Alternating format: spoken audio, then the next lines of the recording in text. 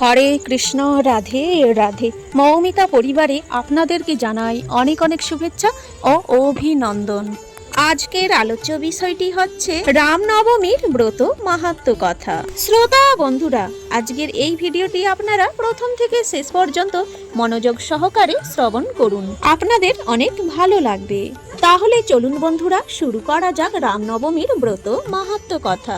ব্রহ্মার মানসপুত্র মহাযোগী সনক পীর্তির সমীপে উপস্থিত হইয়া জিজ্ঞাসা করিলেন, ভগবান প্রসিদ্ধ আছে রাজা দশরথের ঔরসে, রানী কৌশল্যার গর্ভে ত্রিলোকনাথ ভগবান শ্রী রামরূপে জন্মগ্রহণ করিয়াছিলেন। দশরথ ও কৌশল্যা এমন কি পুণ্য করিয়াছিলেন যে দুর্বাদল শ্যাম শ্রীরাম তাহাদের গৃহে অবতীর্ণ হইলেন?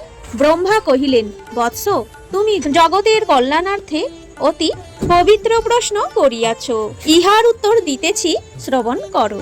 রাজা দশরথের যৌবনকাল প্রায় শেষ হয়ে এলো, অথচ তার কোনো সন্তান হলো না। বংশ রক্ষা হয় না দেখে রাজা দশরথ খুবই চিন্তায় দিন কাটাতে লাগলেন।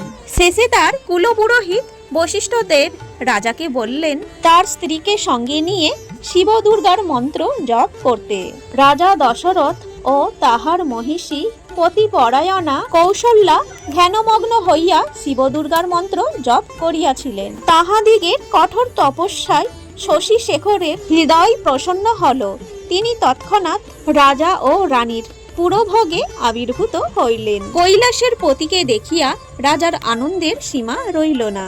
তিনি করপুটে সদাশিবকে সম্বোধন করিয়া কহিলেন, ভগবান, আপনাকে প্রত্যক্ষ দেখিয়া আমার জন্ম, কর্ম, চক্ষু ও দেহ সার্থক হইল। সদাশিব কহিলেন, রাজন, তোমার অভীষ্ট কি তা প্রার্থনা করো, আমি তাহা পূরণ করিব।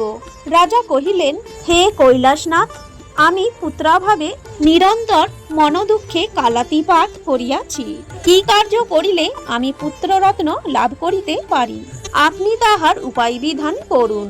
সদাশিব কহিলেন, মহারাজ, তুমি ভক্তি সহকারে পুত্রেষ্টি যজ্ঞ সম্পাদন করো, তাহাতেই কৌশল্যার গর্ভে ব্রহ্মাণ্ডপতি জনার্দন তোমার পুত্ররূপে অবতীর্ণ হইবেন। দেবাদিদেব চন্দ্রনাথ এই বলিয়া তিরোহিত হইলেন। অনন্তর রাজা দশরথ কৌশল্যার সহিত একত্র হইয়া যথাবিধান পুত্রেষ্টি যজ্ঞের অনুষ্ঠান করিলেন। যজ্ঞের ফলে অচিরেই কৌশল্যার গর্ভসঞ্চার হইল।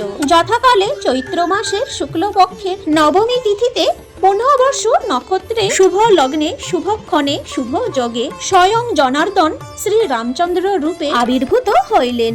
এই জন্যই এই তিথি রামনবমী নামে কথিত। এই মঙ্গলময় দিনে শ্রী রামচন্দ্রের উদ্দেশ্যে যে কোনো শুভকর্মের অনুষ্ঠান করেন। কোটি সূর্য গ্রহণ অপেক্ষা তাহাতে অধিক ফল লাভ হয় সন্দেহ নাই।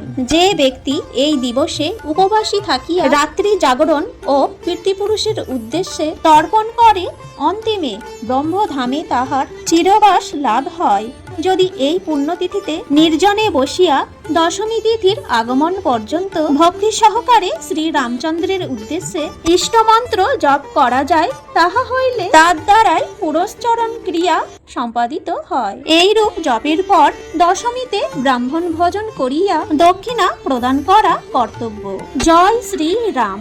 আজকের এই ব্রত মাহাত্ম্য পাঠ এখানেই শেষ হলো।